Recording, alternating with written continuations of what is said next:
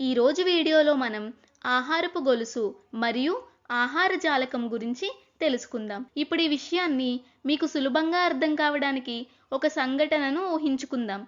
మన ఇంట్లో కూరగాయలతో ఫ్రైడ్ రైస్ అంటే వెజిటబుల్ ఫ్రైడ్ రైస్ చేయాలని అనుకున్నాము. దానికోసం వంటకాలను వెతుకుతుండగా మనకి ఇది ఎదురైంది అనుకుందాం. ఏంటిది? కూరగాయల ఫ్రైడ్ రైస్ వంట విధానం. దీనిలో ఏముంది? ఈ వంటకాన్ని చదువుతున్నప్పుడు ఏమనిపించింది మీకు? అందులో చాలా దశలు అర్థం కాలేదు. ఏంటవి? కూరగాయలన్నీ కోయకముందే ఆహారాన్ని వండమని చెబుతున్నారు. కొంతసేపు ఏంటిది అనిపించినా మనకు దీని నుండి ఒకటి అర్థమైంది. ఏమని? వంటకంలో దశలు అనేవి క్రమబద్ధంగా లేవు. వంట చేయడంలో క్రమం లేదా అనుసరణ చాలా ముఖ్యం. ఎందుకంటే అదే చివరికి మనకు మంచి వంటకం రావడానికి సహాయపడుతుంది. అలానే ప్రకృతిలో కూడా ఒక నిర్దిష్ట క్రమం ఉందని మనం గమనిస్తాము. అయితే ప్రకృతిలో ఈ క్రమం జీవుల మధ్య సమతుల్యతను నిలబెట్టడానికి అవసరం అవుతుంది. ప్రకృతిలో సమతుల్యతను నిలబెట్టే ఆ క్రమం ఏమిటి? దానిని ఎలా అర్థం చేసుకోవాలి? ఇక్కడ ఆహారం మరియు ఆహారపు అలవాట్ల ప్రాముఖ్యతను పరిశీలించాలి.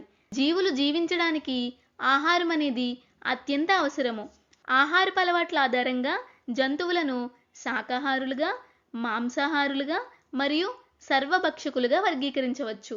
శాకాహారులు అనగా మొక్కలను ఆహారంగా తీసుకునే జంతువులు. మాంసాహారులు అనగా శాకాహారులు వంటి ఇతర జీవులను ఆహారంగా తీసుకునే జంతువులు. అయితే ఇక్కడ మొక్కల సంగతి ఏంటి? మొక్కలు ఏమి తింటాయి? మొక్కల విషయానికి వస్తే ఇవి ఇతర జీవులపై ఆధారపడవు. పచ్చని మొక్కలు సూర్యకాంతి నుండి శక్తిని ఉపయోగించి తమ సొంత ఆహారాన్ని తామే తయారు చేసుకుంటాయి. అందుకే మొక్కలను ఉత్పత్తిదారులు, ప్రొడ్యూసర్స్ అని కూడా పిలుస్తారు. అంటే తమ జీవనానికి అవసరమైన ఆహారాన్ని తామే తయారు చేసుకుని ఉపయోగించుకుంటాయి. అదనంగా మిగిలిన ఆహారాన్ని శరీరంలో నిల్వ చేసుకుంటాయి. కానీ జింకల విషయంలో ఇదే చెప్పగలమా? కాదు కదా. జింకలు తమ సొంత ఆహారాన్ని తామే తయారు చేసుకోలేవు. ఆహారం కోసం మొక్కలపై ఆధారపడుతుంది. జింకలు మొక్కలను తింటాయి. అందుకే వాటిని వినియోగదారులు, కన్జ్యూమర్స్ అని పిలుస్తారు. సొంత ఆహారాన్ని తామే తయారు చేసుకుంటే వాటిని ఉత్పత్తిదారులు, ప్రొడ్యూసర్స్ అని, అలానే తమ ఆహారం కోసం వేరే వాటిని వినియోగించుకుంటే వాటిని వినియోగదారులు, కన్జ్యూమర్స్ అని అంటారు. ఇప్పుడు పులి గురించి చూద్దాం. పులులు ఉత్పత్తిదారులా లేదా వినియోగదారులా? ఏమని అనుకుంటున్నారు? ఇక్కడ మీకు ఖచ్చితంగా సమాధానం తెలిసే ఉంటుంది. పులులు తమ సొంత ఆహారాన్ని తయారు చేసుకోవు. కానీ అవి తరచూ కుందేళ్ళు లేదా జింకలు వంటి ఇతర జంతువులను తింటూ ఉంటాయి. అందుకే అవి కూడా వినియోగదారులకు ఉదాహరణ. ఇప్పుడు మొత్తం దానిని సమగ్రంగా చూద్దాం. మొక్కలు సూర్యకాంతిని ఉపయోగించి తమ సొంత ఆహారాన్ని తయారు చేసుకోగలవని మనం చూసాం. మరోవైపు జింకలు మొక్కల్ని తింటాయి. పులి జింకల్ని తింటుంది. ఈ సందర్భంలో గమనిస్తే జింక మొక్కను తినేటప్పుడు శక్తిని మొక్క నుండి పొందుతుంది. అదేవిధంగా పులి జింకను తినేటప్పుడు శక్తిని పొందుతుంది. ఇది ఎప్పుడూ విరుద్ధంగా జరగదు. అంటే జింక పులిని తినడం లేదా మొక్క జింకను తినడం అలా ఎప్పుడూ చూడరు. అందువల్ల ప్రకృతిలో ఒక నిర్దిష్ట క్రమం లేదా అనుసరణ అనేది ఉంటుంది.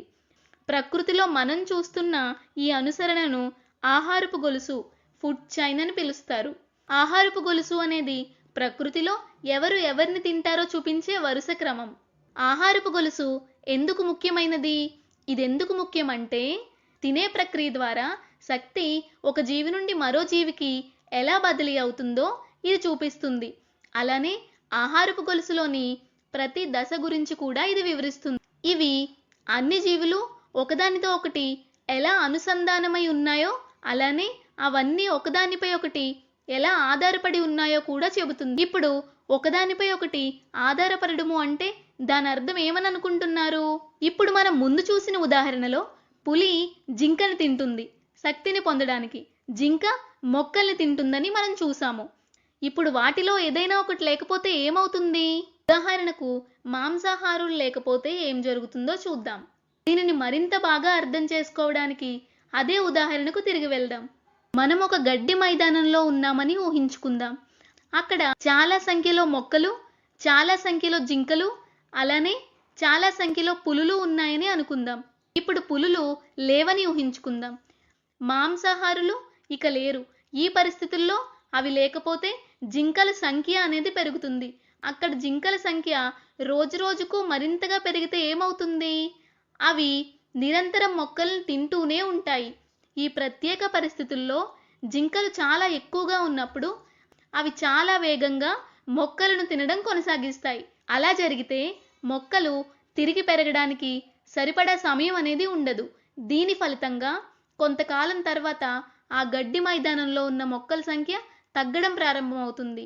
చివరికి ఆహారం తగ్గిపోతే ఆ జీవులు జీవించడం కూడా కష్టమవుతుంది. అందుకే ఆహారపు గొలుసులో ప్రకృతిలో ఒక నిర్దిష్టమైన సమతుల్యతను నిలబెట్టడానికి అన్ని జీవులు ఉంటాయని మనం చూడవచ్చు. ఇప్పుడు ఆహార గొలుసుకు సంబంధించి ఇంకొన్ని ఉదాహరణలు చూద్దాం. ఉదాహరణకు ద్రాక్ష పళ్ళుని కోతి తింటుంది.